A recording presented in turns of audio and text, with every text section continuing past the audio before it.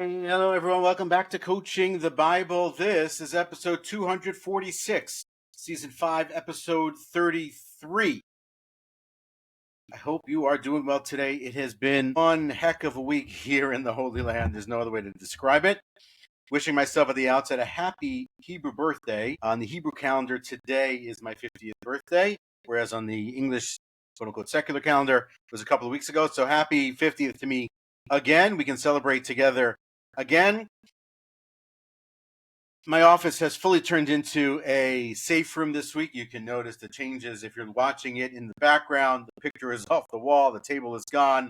On the floor behind me are a number of mattresses. We spent more time in here than I think we would ever like to this week. Not complaining because it could certainly have been worse, and the week could have gone much worse than it did. At the outset here this week, I want to shout out and appreciate and thank our armed forces, our Air Force, our leadership. As much as I can be critical of the leadership in many, many ways over the course of years, and same as other people, when it hits the road and it hits the fan like a week like this, really appreciate them for taking the initiative and going after our enemies and not letting it continue to fester for any longer and really taking the fight to who they are. It has not been an easy week. It has not been a simple week. In many ways, simply just getting through the week has been the victory in and of itself.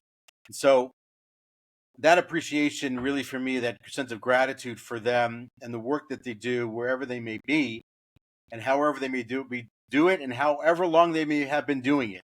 Because as the stories continue to be told about how the military handled this and how the spy agencies and the intelligence agencies operated here, how else can you say it? It's pretty incredible. And it helps set the frame for this week's conversation in Coaching the Bible. I have a lot to say on a lot of subjects around this, and I don't use this format or this platform to ever really talk about those things. I did at the beginning of the war a couple of years ago after October 7th in talking about moral clarity and moral courage and moral authority. A little bit we're going to do that today. Not so much and not as heavily or as fiercely as I might want to, because the frame and the platform here is really much coaching and leadership.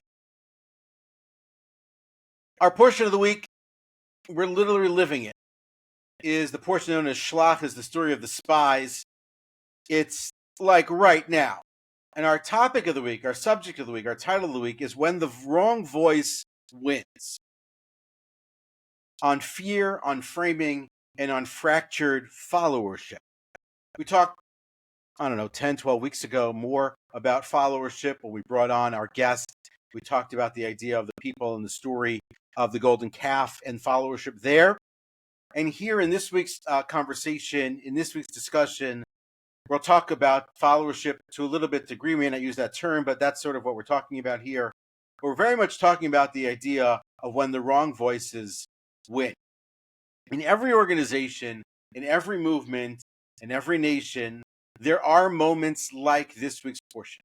A moment where the future hangs in the balance, where leaders have made the plan, where the people are prepared, and the destiny is known, and yet it all unravels. In the case of the Bible, you have the 12 tribal leaders entering the land of Canaan as spies. You have the nation sending them off. You have Moses appointing them. Everyone knows the destination. Everyone knows the goal. Everyone knows the mission. 10 spies come back spreading fear. 2 spies come back spreading faith. The people listen to the 10. The result, the mission collapses. The dream is delayed 40 years, and history is rewritten. When Moses, at the beginning of the book of Deuteronomy, makes a claim to blame this story for why he doesn't go into the land, that's not too far off. I think that's actually, on some level, right on. Because at this moment, when they send the spies leaving all the complaining of last week's stories aside, they're on the cusp of entering the land. It's a walk away. The spies walk into the land. They travel in the land. They're not, in a motorcade or flying, doing a flyover in a helicopter. They're walking the land. So they are able to reach the stretches of the land. They're the first people to go into the land. And 10 of them come back spreading fear. The mission unravels. The people are punished. 40 years in the desert. None of them are going to go into the land. Extend that out. Moses doesn't go into the land. Aaron doesn't go into the land. Miriam doesn't go into the land. None of them go into the land except for Joshua and Caleb, the two spies who spread faith. Why? Because in this case, the wrong voice won. And that lesson isn't just ancient from 3,000 years ago, it's now. Just look around. Look at all the loud voices around us. Look at all the people with massive followings who spread and spew lies and hate and fear. And then the people who listen to them, the followers. That's the term we use today for audience. How many followers do I have? It spreads chaos. It's not necessarily people who have legitimate opinions, who are experts in any manner whatsoever. They're just louder. They could be anyone from athletes talking about politics to comedians pretending to be commentators and experts on geopolitics. And so when fear spreads, what happens? You get chaos in the government, in the businesses, potentially in the armies, in the communities, in the homes, in one's own mind. And so what happens when fear is louder than faith?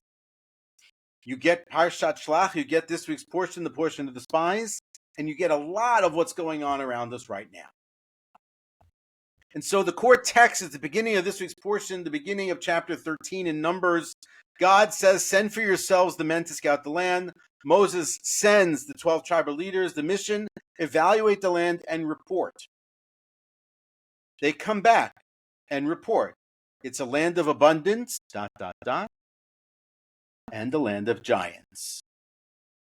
We were like grasshoppers in our eyes, and so we were in theirs, i.e., we cannot do this. Caleb, my favorite person in the Bible, I've mentioned him every year, I think, in this week's portion. My favorite person in the Bible has everything to lose. We can do this. Silences the crowd. We can do this. Joshua, in that first moment, is silent. In the second moment, it's a little bit further down, speaks up. But the people cry out in fear, and they turn on leadership. They turn on Moses. And God delivers the punishment. The consequence, 40 years in the wilderness. You're not going in. This is not going to happen for you. And so as we did early on in this year with Coaching the Bible, when we looked at indecision in the book of Genesis, let's bring that frame back in for leadership in the wilderness as well.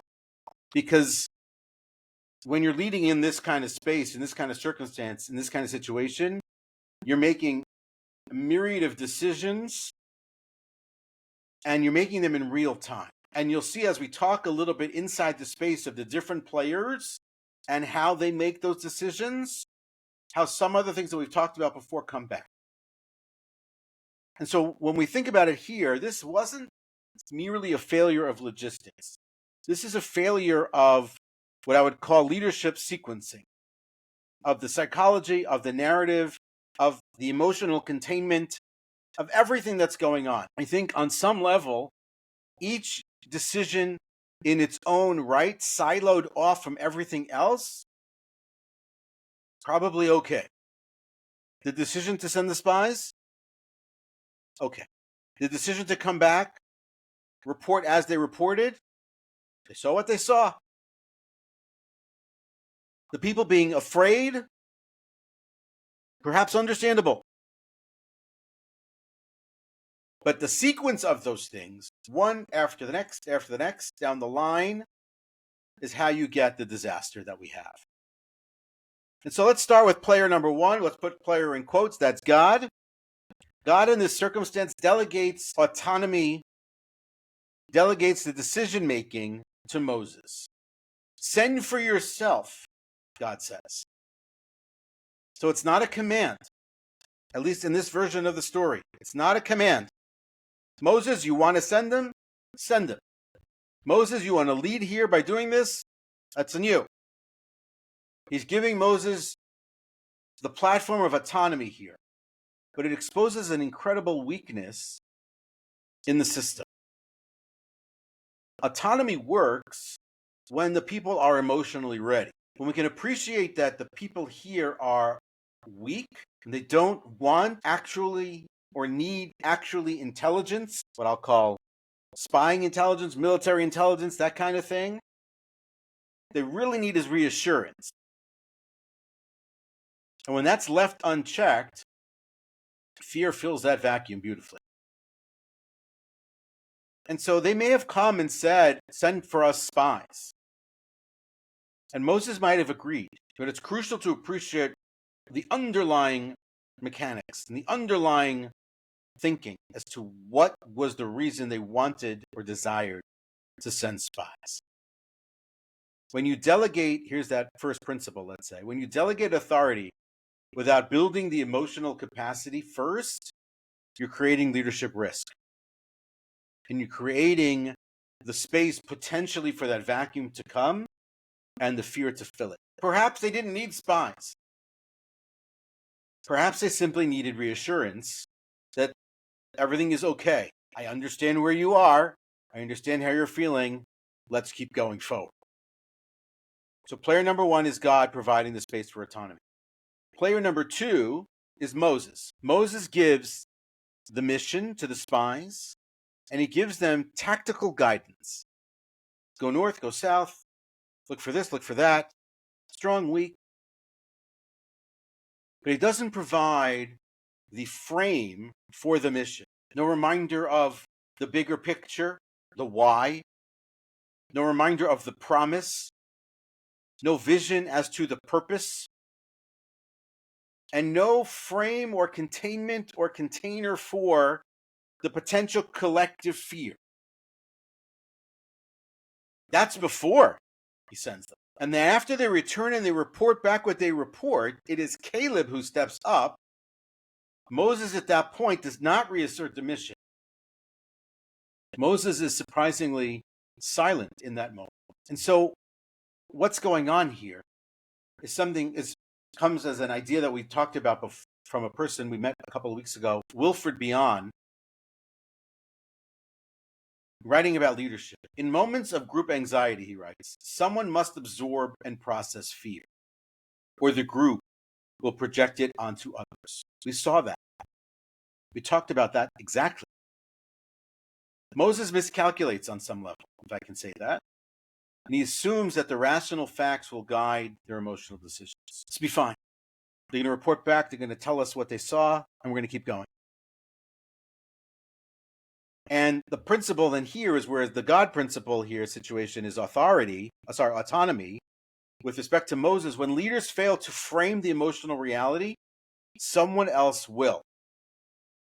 And most often to the group's detriment. Which is why when a crisis arises, you'll see a politician get on air and talk to the people. We joked during COVID about BBTV, the idea that almost every night, at least at the beginning of COVID, the prime minister would get on television and talk to the nation and do press conferences, at least then. He didn't do that as well at the beginning after October 7th. Hurt.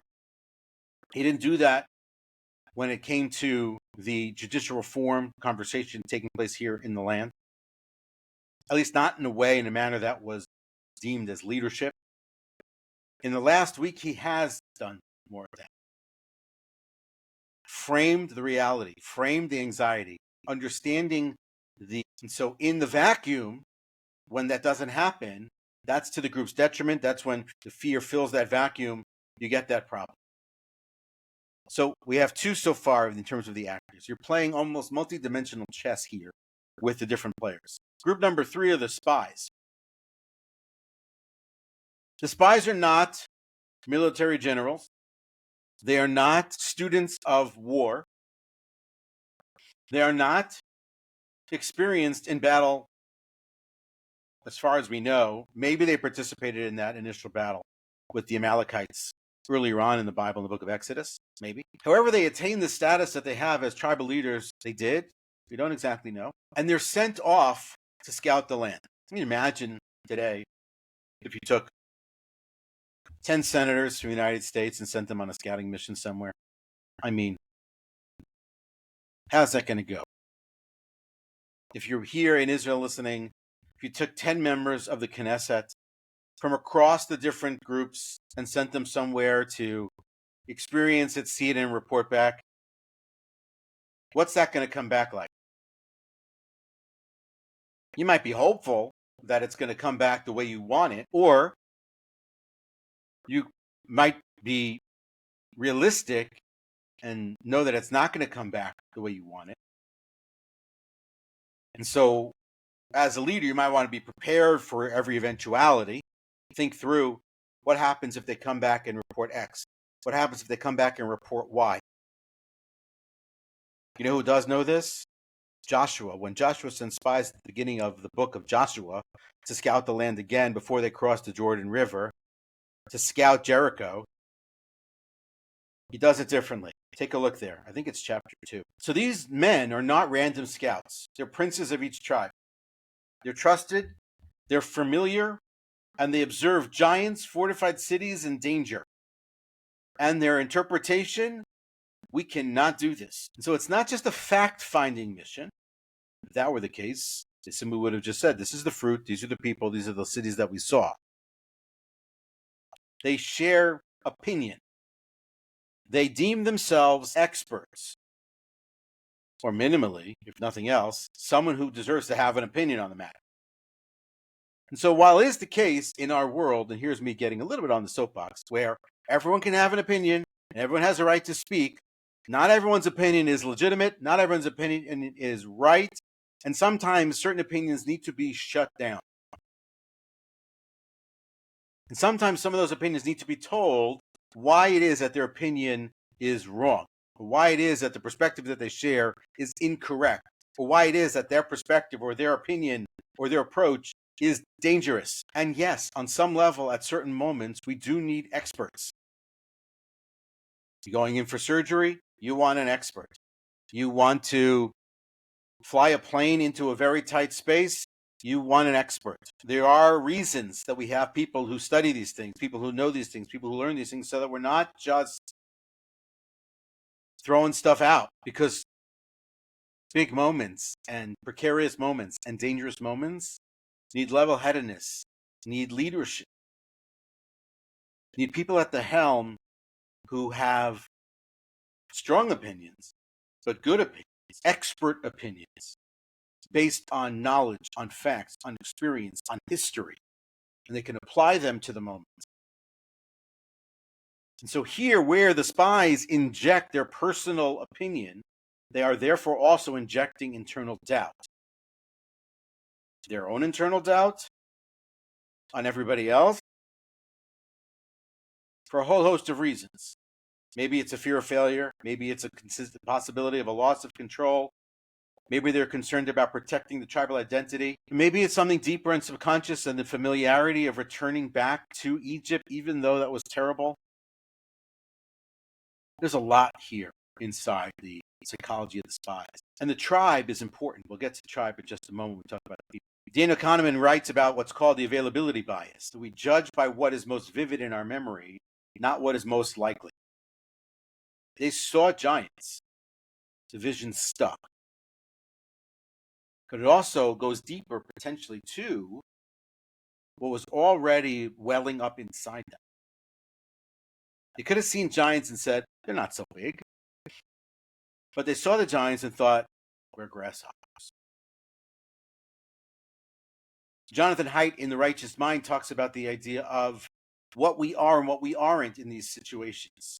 And so we're not rationalists, he writes. We're post hoc rationalizers of our tribal instincts because tribe matters. Our tribal instincts matter. Our innate natural being as mammals, animals on this earth sometimes come out in these moments of fear and anxiety and stress. And so when fear goes unacknowledged, it can disguise itself as insight. That is such a power line. Keep that one with you. Put it in your pocket. Often is the case that when someone is sharing an opinion with you, it's an opinion born in and molded in fear, and it's not actually insight, but it shows itself as insight. Especially if they say it with confidence. And to borrow a line from Jordan Peterson, where their confidence outstrips their competence, that's what you get. And so when leaders like this report back, they're reporting from a place of authority, even though they're not reporting from a place of actual expertise. And so what happens? The people listen. The people believe the spies. They don't believe Moses. They don't believe Caleb and Joshua. They don't even believe God, because fear that echoes your own doubt always feels more true than vision that asks you to stretch. I'm going to say that one again because I think that one's another power line. Fear that echoes your own doubt always feels more true than vision that asks you to stretch. If you're already not sure about what's going to be, and someone else is spewing that fear out there, that's true. That's what you attach to. That's what you connect to. That's what becomes yours, even if it's not true. Ask yourself, why did the people listen to the spies? Because probably on the inside, we already saw some of it last week, where they're uncomfortable around the idea of moving now. They start to complain. And now the spies go, and these are my brothers. That guy, that tribal leader, yes, he's a tribal leader, but he lives next door. Our sons play basketball together. Our wives walk around the tabernacle on Friday afternoons together. Familiar. Each tribal leader speaks the emotional language of the people that they represent. As a result, they're confirming the anxiety that already exists inside the people around them. And so as much as Moses is the leader of the nation, and as much as God is God, in a moment like this where you have that anxiety, tension, stress, concern, fear, all that stuff, welling up inside you, you revert back to tribe. You revert back to what's comfortable.